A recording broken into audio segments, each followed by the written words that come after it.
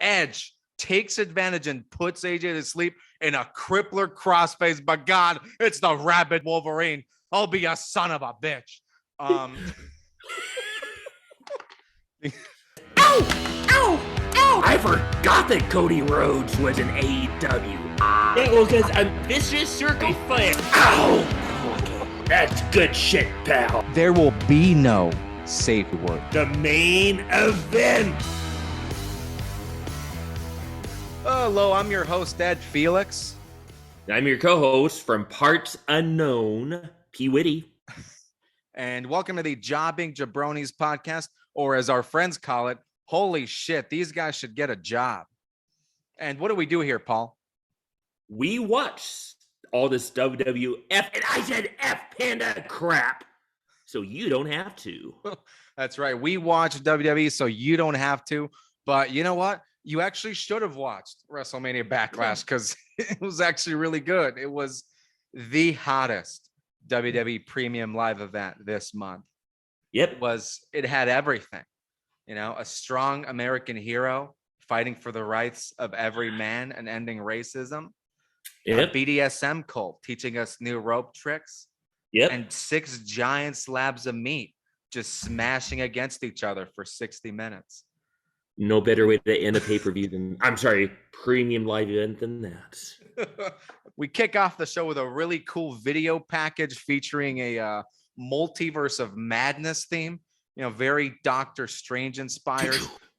The narrators all like, imagine living in a different dimension where WWE storylines actually make sense. A dimension where finishers finish matches. No way. A dimension where Jimmy Uso has only 20 DUIs instead of 200. Wow. And maybe that's Marvel's next movie. You know, Doctor Strange and the Usoverse of madness. You know, this Strange embarks on a mission to find the one Jimmy Uso in the multiverse who doesn't have any DUIs. Movie ends with him finding out he doesn't exist. Or Doctor Strange gets employed by Vince McMahon to go back in time and reverse all of Jimmy Uso's previous DUIs so he can be in the WrestleMania main event. I think you're onto something there, Edwin. I think you're onto something there. I think I am. Time for our opening match, though. No more multiverse. It's time for Seth freaking Rollins versus Cody Rhodes. And Seth Rollins came down making his entrance, wearing his man lingerie, as only Seth Rollins can. And you know what? I don't know if you agree with me, Edwin, but it's about time men get our own lingerie. I mean, I'm all about a Seth Rollins secret. Hitting the stores this Christmas. It's the right thing to do. In fact, I know I'm getting you for a wedding present. Your fiance will love it. She will love it. I can't wait. Maybe combine that with the Cody Rhodes fireworks in bed too. Boom. Perfect combination. But I digress. Because Cody Rhodes, of course, made his patented entrance, destroying the WWF second quarter earnings report in the span of just 5 minutes. Boy, my man had more explosions than a Michael Bay movie heading out there. But honestly, Cody Rhodes' performance didn't bomb nearly as hard as Transformers 5 did. I gotta say. And Cody spent the first half of the match just getting trashed in the perfect Jimmy Uso style. But you know, there were some really cool things going on in this match. I mean, did you see where Seth turned Cody inside out with a clothesline? That was sick. I mean, outside the ring, Cody got more spin than Tony Hawk during the 900. I think that indicates a number of spin, right? 900. I think so. And Cody wasn't even wearing a helmet. Unlike that wimp Tony Hawk. And then, and what about when Seth and Cody had a spot where they just took turns slapping each other's titties, where it felt like 20 minutes? Ow! Ow! Ow! Ow! Ow! You're gonna put that on the intro, aren't you? And you just made a note. And then everyone in the arena's vocal cords must be gone after the mouth. Woo! Woo! Woo! Woo! Woo! Oh, and then he also, of course, had Seth hitting Cody with a pedigree for a 2 count. Yeah, they were always teasing that. It's not great bearing, up and comer Triple H. There was a lot of great heel work by Seth Rollins in this match, doing the Dusty Rhodes punches that Cody countered into the Crossroads finisher. And then, of course, the match ends with Seth going for a dirty roll-up. No! Yeah, holding onto Cody's pants. No! But then Cody rolls him up and goes for his pants. And, they spend the next hour just trying to get each other's pants off, just completely destroying the PG rating on the show. And my God, rest in peace, Linda McMahon Senate run. It's never going to work out now. Nope. Anyhow, great callback to Dusty Rhodes, dirty roll-up tactics, and a great callback to, Dusty just always trying to steal people's pants during those hard times, daddy. Yep. Good point. Cody beats Seth Rollins with that roll-up, and just like that, Cody is 2-0 against Seth Rollins, proving once and for all that AEW is superior to WWE in every way. And really, I'm impressed Vince let this happen. When Sting came back to WWE in 2014 or whatever it was, he just dropped him out to Triple H. So Seth Rollins is now 2-0 against the guy who has a chest tattoo on his neck and a neck tattoo on his chest. Can we get a rating for this match? Yes. And today, Edwin, we have a special guest doing our ratings. Slappy is off in parts unknown having a little vacation day. It's Vincent Kennedy McMahon himself. Chairman himself. And I will give that match a good shit because we are going to make millions with Seth Rollins' secret lingerie brand. It's going to be amazing. But if anyone shouts AEW during a match, you're fired. But yeah, Seth Rollins is going to have some very serious pent-up frustration after that loss. I mean, I think tonight they just bring Drew Gulak in and let Seth bitch slap him. That's all I'm saying. It worked for Charlotte. It was time for one of the matches I was really, really looking forward to. Bobby Lashley versus No Mas. No Mas. Oh. That's Spanish for no more for our single lingual viewers at home. And No Mas made his grand entrance like only a Nigerian giant can. Wait, isn't Apollo also from Nigeria? Yeah, they've only mentioned it like 50 times. I mean, doesn't WWF know there are other countries in Africa besides Nigeria? I doubt it. The only 2 countries that exist that are not America are Nigeria and Bulgaria. He's from Africa, so he's from Nigeria. Yeah, try out Botswana. Botswana sounds lame. Nigeria, damn it. Yes, sir. But aside from that, the overall match was, well, except for the part where Bobby Lashley tied up No Mas on the ropes and told him they're both about to have an amazing time, while the theme song of 50 Shades of Grey plays in the background, and Lashley whipped out a cigarette. Yeah, that was pretty memorable. But then also MVP telling No Mas to put Bobby in the corner, to which nobody puts Bobby in the corner, as we all know that. That was amazing. I also enjoyed that Omos took exactly... No Mas! I'm sorry. I also like that No Mas took exactly one bump during this match and looked like he was going to die. I'm pretty sure it broke every bone in his body. Great Khali style. But, just wait till Veer breaks his cervix using the cervical clutch this Monday on Raw. It's going to happen. Oh, they better say that for WrestleMania. That's a WrestleMania moment. I could see that. Should be the main event. Anywho, MVP interferes by whacking Lashley with his cane from the outside, leading to No Mas getting the pin. Thank you. I felt like this match better than their previous match, but still shitty because we're talking about No Mas here. And can we get a rating from the chairman himself on this segment? Well, even though I do enjoy Bobby Lashley's intro, so sinewy, so sweaty, so muscular, Oh, I digress. Overall, no, gotta work on it some. So, good luck on your future endeavors. You really toned down the KY jelly for Bobby Lashley's entrance, and he just wasn't as glittery as he usually is. That was a disappointment. No, but it was still sinewy though. I just like that word sinewy. Sinewy. And just like that, we're on to AJ Styles versus Edge. We get a recap of all the unspeakable acts Edge and Damian Priest have done to AJ Styles, some of which involve the KY jelly we've been talking about. And Edge has decided not to ride his chair to the ring for this entrance. He also doesn't have a Damian Priest to, push him down the ramp.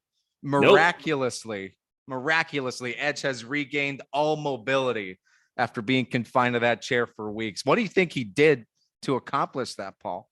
It's a miracle. It's a miracle. It's another DDP yoga miracle. Feel the bang. Those videos on YouTube really make me want to do DDP yoga, especially if it worked for Edge. Exactly. So AJ makes his way to the ring, looking like a human rat trap, wearing Rhode Island's entire supply of kinesio tape. Yeah. What did you think of his entrance? It was interesting. His entrance is good, but okay, I've had this problem since he entered the WWF, and I said, "F had to come get me," because his song, it reminds me, it just sounds so gangsta redneck. Huh? It's all gangsta, but he's all redneck. In fact, in my opinion, Edwin, the song should really sound like this. Sing along when you figure out the lyrics. No, he don't wanna. No, he don't want none. No, he don't want none. No, he don't wanna. No, he don't want none. They looking scared. No, they don't want none. Now we, some southern boys with the farmer strength, nobody man can feel the pain.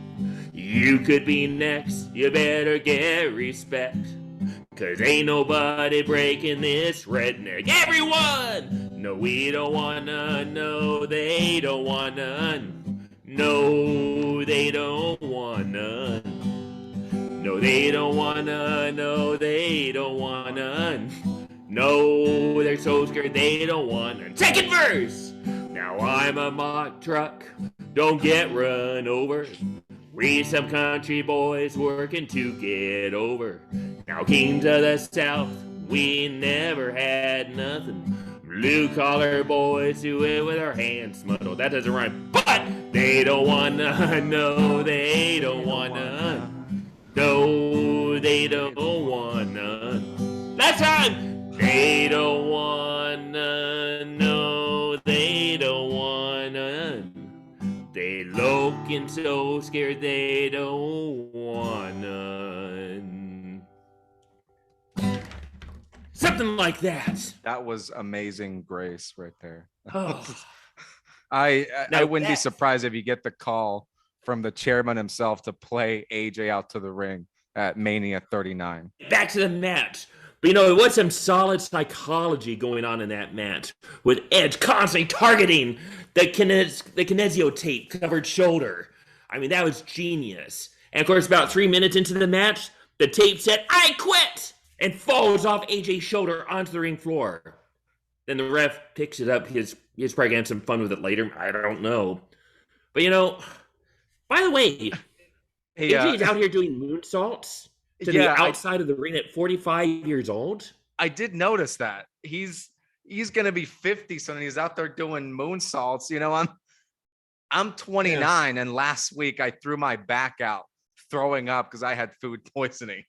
Paul, you're 48, 49. How many moonsaults have you done this year? I have never done one moonsault, but I do have a moon pie at least once a week. They are quite delicious. And just as impressive, depending on how quick. Yes, they are. But there was a cool spot, though, in the match where Edge bounced off the rope and AJ countered him into his finisher, The Styles Clash. But was it over? No, it was not.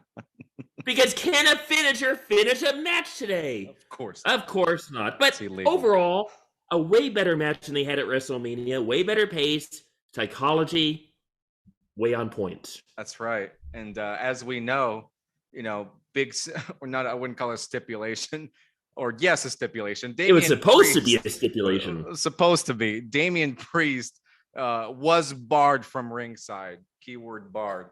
During this match, but he comes out anyway because this is WWE where the fights are predetermined and the rules don't matter. So exactly. And Damian comes out and tries to get off on a technicality by pointing to ringside and saying he hasn't crossed into ringside yet. But it doesn't matter because like a happy Corbin. Yeah, I got that sense too.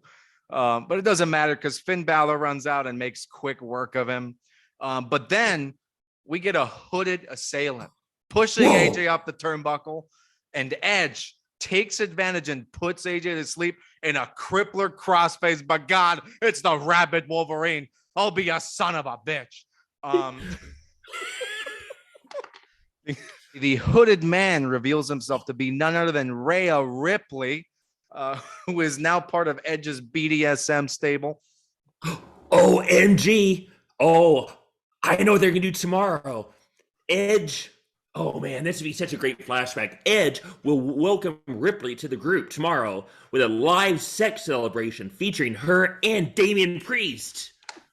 Oh, that'd be some good shit. And boy, poor Lita. Did you not love bad for her? Again, I'm just joking. It's a joke. No, I don't expect them to do it. I love Rhea Ripley. I'm apologizing to someone. Anyway. This is a satirical podcast, all right? We point out they've done it before, though. Yes, that's why this is satire, idea. People. He did it. He was going to have sex with his own girlfriend at the time, who had been screwing another wrestler. We're not that bad. We're historians, people. God, it's satire. Do you get it? But I mean, I gotta say though, Edwin, I did love the amazing build-up to Rhea's reveal over the last few months or so. I mean, they really had me guessing. What was she going to do? I mean, coming right after WrestleMania. Good job, writers. Great job. And you know what? What do you think the last member is going to be? Oh, let's see. Who else doesn't have anything really to do except just come out of nowhere and beat people up? And Tommaso Ciampa with its new name, Luigi Pepperoni. Because as Edge is sitting on his comfy chair, of course he needs pizza delivered to him. Because he cannot drive to Domino's and pick up his own food. So Luigi Pepperoni can deliver the pizza and deliver the pain. Ooh, that's actually not a bad line. I'm not sure if we've had an Italian gimmick before, but if we did, I would bet my net worth, which is not a lot, that that's the way Vince would go. Speaking of Vince, can we get a rating from the chairman? That was good shit, son. I didn't see that Rhea Ripley thing coming. Man, I don't know how they came up with that. Oh, and tomorrow night, you know what? That live sex act? That's not a bad idea.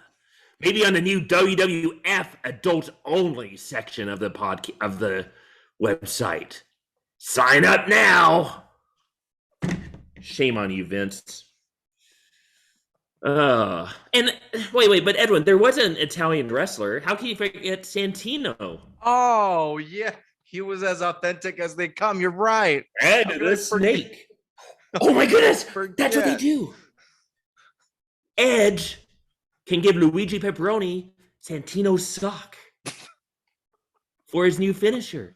But gotta focus.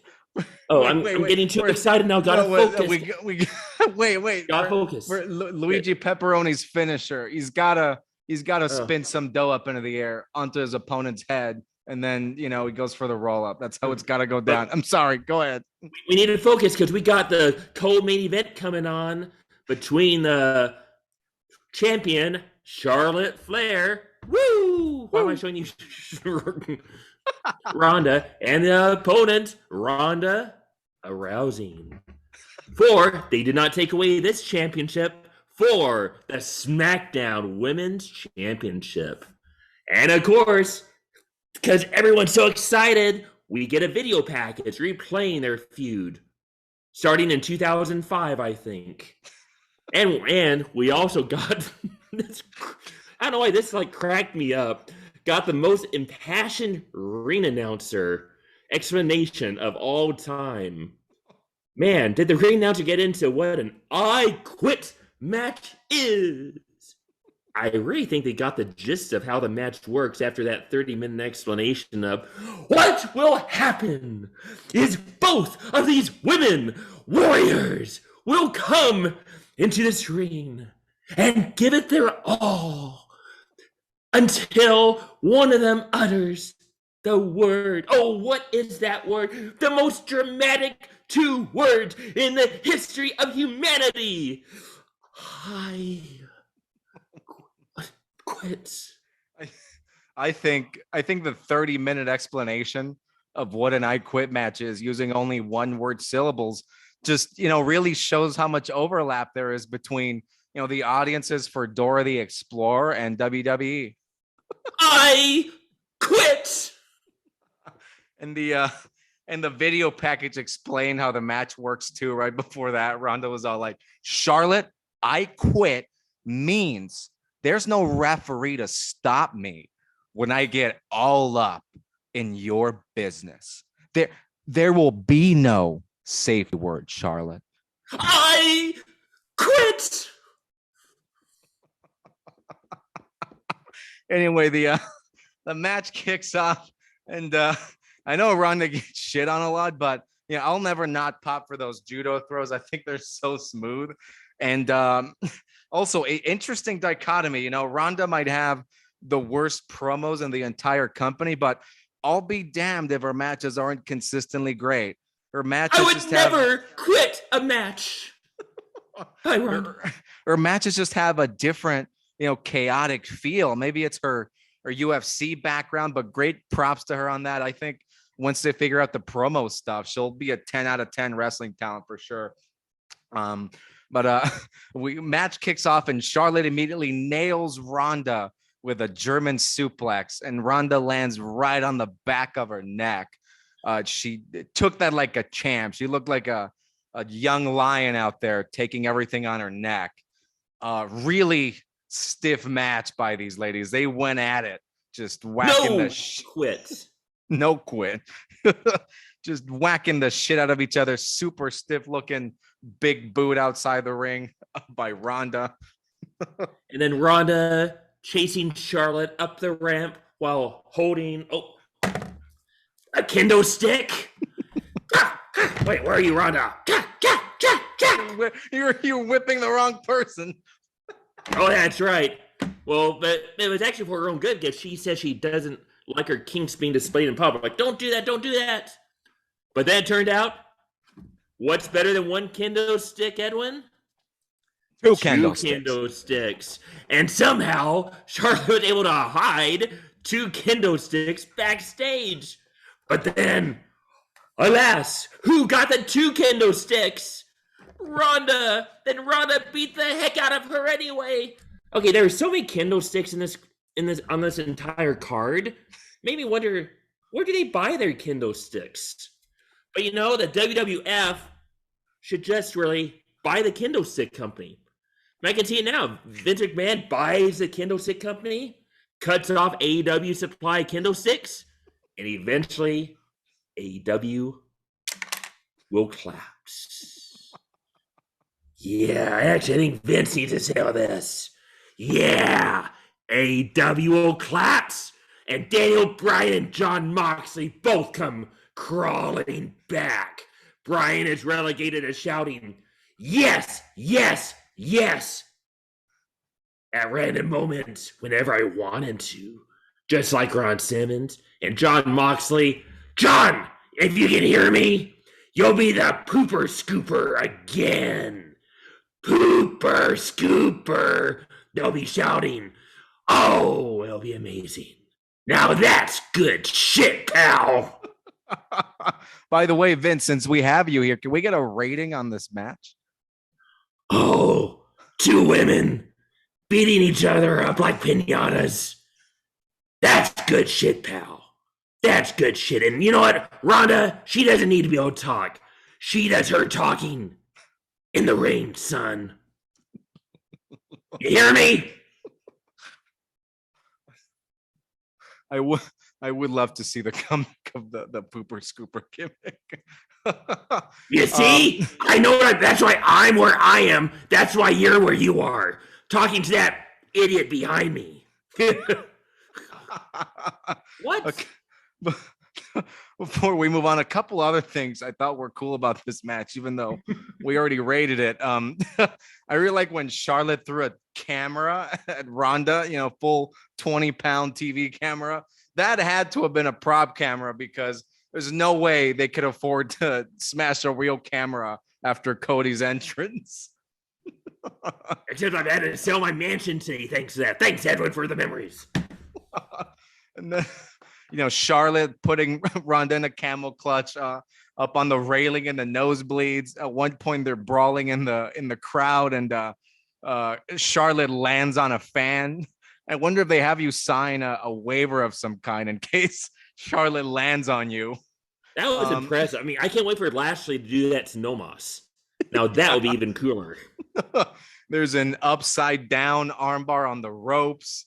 Yep. We get a nasty looking figure eight that Charlotte locks in on Ronda. Asks Ronda if she wants to quit, and Ronda says, "Never, bitch." Here you go. Boom. And that's actually our second bitch of the match. But we're not done. Word. We're not done because Charlotte attacks Ronda with a chair, but she gets countered. And Ronda, puts her in a steel chair enhanced armbar. Charlotte says she won't quit, and then Ronda says, "I was hoping you'd say that, bitch." Third bitch. And then Ronda locks that thing even tighter, and Charlotte quits. And they really blew their bitch budget on this match for the next 2 years, by the way. But really good use of the word. I was impressed by their diction. Totally. And just like that, Ronda Rousey is your new WWE SmackDown Women's Champion. Okay, and now, I do live in parts unknown, but I am also a Dallas Maverick fan who, after watching the NBA playoffs this weekend, I mean, Ronda Rousey's trash talk totally reminded me of the way Luka Doncic was like trash talking to Chris Paul all on the weekend. I mean, maybe one day Ronda and Luka can have a bitch off hosted by the one and only Eric Bischoff. That would be genius. Vince is gonna bring Bischoff back just for that.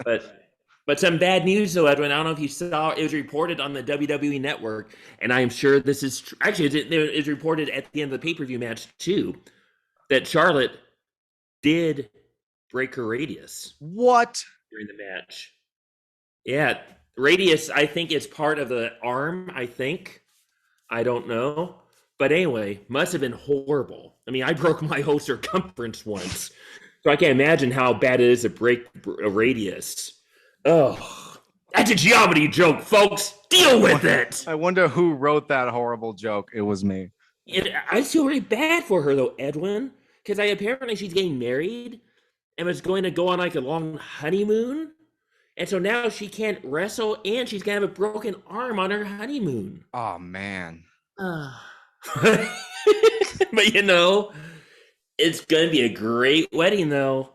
I mean, I hear Papa Rick is going to be there, and Lacey Evans will be there too with their baby. So that'll be great to see the three of them, the happy threesome. Charlotte's mother-in-law. Yeah.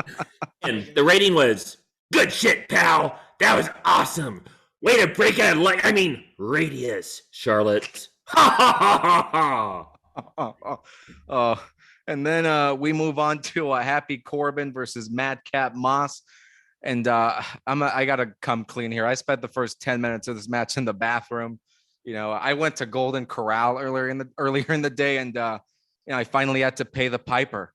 You never go to Golden Corral on Mother's Day. That was by far the worst decision I've ever made, and I've made plenty. Yeah, well, it's brave of you to let us know about that. But that actually doesn't sound like you're coming clean. It sounds like you came clean in the bathroom. Oh, God. Oh, Certainly but felt you know that what? way. That's a perfect. That's actually a Madcap Moss joke. And so, man, I'm sorry. I love Madcap Moss. I mean, Right. but why does he? I mean, the thought of a man wearing both suspenders and a belt. I mean, I guess you can never be too safe. I mean, no one wants to see the moss growing under there, do they? I don't know. But I mean, it was a pretty average match for two wrestlers of this caliber. But I mean, they also had a rough spot on the card. I mean, they did the best they could with what they had going. But before the I Quit match and the title unification match, it became a 6-man meaningless match. So, but for the ending, Happy Corbin hit Madcap Moss with a deep sex. His finisher. But wait, what happened? Did it finish? No. Nope. No. It wasn't deep enough. That sounds really dirty. I apologize. But then Madcap Moss hits Corbin with the greatest finisher of them all, the Sunset Flip. Again, why do they have finishing moves that don't finish matches? But Vince, can you come in before I rate you? Hey, Vince. Yeah, asshole. Hey, did you notice during the Madcap Moss match when they were outside the ring, did you see what t-shirt there was a gentleman wearing on the front row? Must have been a John Cena. Nope, wasn't a John Cena. Must have been Bobby Lashley. Oh man, people are really into Lashley now. No, you know who it was? It was Hook. What? Hook, Captain Hook, Peter Pan? No, AEW's Hook. Oh. What?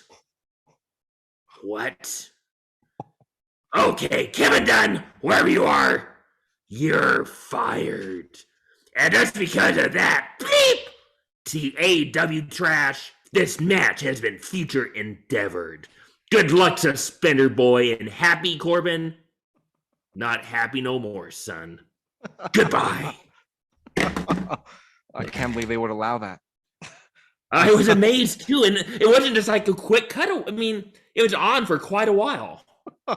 The audience was on this pay-per-view, by the way. There was also a moment where I just heard Pat McAfee yell, "Is that the Fiend in the front row?" It was amazing. Oh, that's right. I mean, honestly, I thought that Hook t-shirt was more shocking than the Rhea Ripley. Yeah. Covering. Just how long they left it on. Anywho, one last great thing about this match. I think Happy Corbin is proof that you don't have to be a winner to be a winner. Nope. You know, Corbin hasn't won a match in what feels like 2 years, yet he's still as over as ever. You know, the crowd loves him, and for good reason. You know, it's okay to be a loser. Exactly. And call me crazy, but I think Happy Corbin could have even gotten the Red Rooster gimmick over if he had been given that. He could have. That man can make anything work. If he's out there dressed like Pitbull and he's getting cheered, he could do anything. Put the belt on. Yep. And just like that, we're on to the main event of the evening. The title unification match. The artist formerly known as the tag team title unification match. Yes. Because there can't be any titles defended on this pay-per-view. Except the women's title. That's right. And which did main event, which was weird. It feels weird to have a 6-man tag main event over an actual title match with Ronda Rousey, but I hadn't thought about that. That's totally true. Yeah, very, very odd. But yeah, that was the main event. RK Bro and Drew McIntyre versus the Usos. Roman Reigns and the Usos make their entrance, and Roman Reigns has, you know, a full posse coming out to the ring with him now. You've got Paul Heyman, you know, Jimmy Uso, Jey Uso, Jimmy Uso's parole officer. It was great, very supportive. And you know, Edwin, as I was there watching the premium live event, formerly known as pay-per-views. Yeah. I was in the Mother's Day spirit. Yeah. And I ask you, our viewers at home, please look at your mom and grandma, the vaginas you came out of, the same way Paul Heyman looks at Roman Reigns, the vagina that's made him a world champion advocate. It will make her day. Don't you think, Edwin? I think so. If anybody looked at me the way Paul Heyman looks at Roman, I'd become their mother instantly. That's how heartwarming that is. What does it make me do right now? I'm patting my titties. Okay, I digress. Patting going on, sent for the man. Back to the main event. No shitty patting in this match, though. I mean, the match kicked off with Randy Orton versus Jey Uso. And Jay's strategy was to pretend he's Jimmy, jerkily stumbling all over the ring, and then catching Randy off guard and going for the pin. Yeah, I also enjoyed watching Matt Riddle carry Jimmy Uso to the other side of the ring like a baby.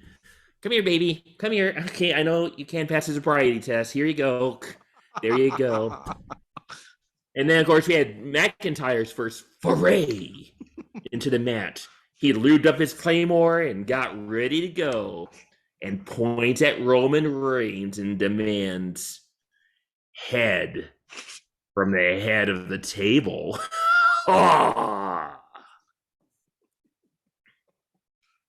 Head from the head of the table. Get it? That's Paul Heyman looked at his vagina from outside. No, Roman, no! I also like when Roman threw Jey Uso into the ring and just tagged himself in. But then Riddle gets the hot tag on Drew McIntyre, and now it's Drew McIntyre versus Roman Reigns, baby. And these two giant slabs of meat go at it. And I swear I heard Michael Cole say, "Bodies just screwing everywhere." Well, it is a six-way, so that makes sense. I think I heard that too. I mean, yeah, I forget exactly the point, but yeah, screwing everywhere. And after that, Roman goes for a cheap shot on Riddle, and he just sits there relishing his dominance, but turns around and eats a claymore by Drew McIntyre, and then Drew McIntyre hits him with the flying kick. Yep. Randy Orton finally comes back in the match and hits Jimmy Uso with a DDT, leaving Jimmy unable to think or walk straight. So just the usual. And of course, then we get the spot where Randy RKOs everybody on Roman's team, which you can never go wrong with the Randy RKOing everybody. That's right. In fact, I always wish maybe they could do a Royal Rumble where they actually have all 30 participants in the ring eventually, and then Randy does all 29 participants with but anyway, I digress again. Wait, it is amazing though, how long that RKO Fest spot has been around, and it still pops every time. I remember watching that at WrestleMania 23 during that 8-man Money in the Bank match where he RKO'd all 10 people that were in the ring. And actually, going back to our finishing, that actually does, I guess, finish matches from time to time. So it's that good of a finisher. Oh yeah. But then I guess he was getting he needed to go smoke another joint, so he tagged Riddle in for the hot tag. Come here, kid. I need to go get some smokes on. I have no idea about how do people say that? Get some blunts on. Get some hits on. I am not Cheech or Chong. My apologies. But yeah, not cool enough. Then Riddle comes in and gets popping people with flying knees. Yeah, I mean the match started off slow. By this point, it was really picking up speed. And then Drew tried to put Roman Reigns through the Spanish announce table. But Roman put Drew through instead. Oh, la ironía. Those poor Spanish announcers. By the way, I grew up watching, WWE on Telemundo, and Spanish announcers get the respect they deserve there, not like the American broadcast. Oh, I'm sorry. Let me try again. La ironía. Roman Reigns for uno, dos, tres. How is that better? That's much better. The key is on Telemundo. They have the soccer announcers doing the wrestling too. So you have guys just screaming off the top of their lungs like, "Y luego Drew McIntyre se chinga a Roman Reigns al ojo vivo." Okay, that's one thing I cannot do. I cannot troll. But yeah, to end the match, Jimmy Uso climbs on the turnbuckle, but Matt Riddle chases him up there and delivers a flying RKO, then gets immediately destroyed by a Roman Reigns spear, who pins Riddle for the win. Wah, wah. And just like that, I would love to hear what the chairman has to say about this match. What do you think, Edwin? That was a main event of a WWE. Yes, I have to say E, because I'm under corporate responsibility, unlike that jackass behind me. It was a main event of a WWE premium live event for the WWE universe. So obviously, it was good shit. The best shit you'll see in the entire world. Not AEW crap. Not that Telemundo crap. No. Unless WWF is on Telemundo. It was good shit. And join us next month for Hell in a Cell. And we'll give you even more. Because what's better than one cage match? A dozen cage matches. See you then, folks. Pritchard, you hear that? That was good shit, wasn't it? Yes, sir. What? Good, thank you. If you say so, Vince, we take your ratings like gospel here. I did say so. Are you saying I don't? Are you second guessing me, Edwin? I would never. I'm saying it was good, but Vince, I don't know. Like, are you? I shouldn't ask if you're sure. Of course you're sure. That's more like it. Bruce, get me my car. Just like that, the main event is over. Overall, I felt like every match tonight was really good. The only one that bored me was Madcap Moss versus Corbin. Maybe a little bit of Omos versus Lashley, but everything else was awesome. They turned a 6-match card into a 3-hour pay-per-view, and half of which was highlight reels and replay clips. But I was worried about the 6-man tag as a main event as well, but it was absolute chaos and I loved it. And just like that, we have come to the conclusive part of the show, and our final rating for this pay-per-view is a 4-2 in favor of good shit, pal. WWE Wrestlemania Backlash was good shit, pal. And just like that, we have reached the end of the Jobbing Jabronis podcast. Thank you all for joining us. Don't forget to subscribe. We do reviews of every episode of Raw, every episode of SmackDown, and all of the important pay-per-views every morning after the show. So don't forget to subscribe. Getting better every week. Hope you had a good time. And we will see you. Oh, Edwin, feel free to trash us too. Love us. We do love hate that. us. Are we a good guy or in WWF likes on wimp? Or are we a heel, otherwise a VKM?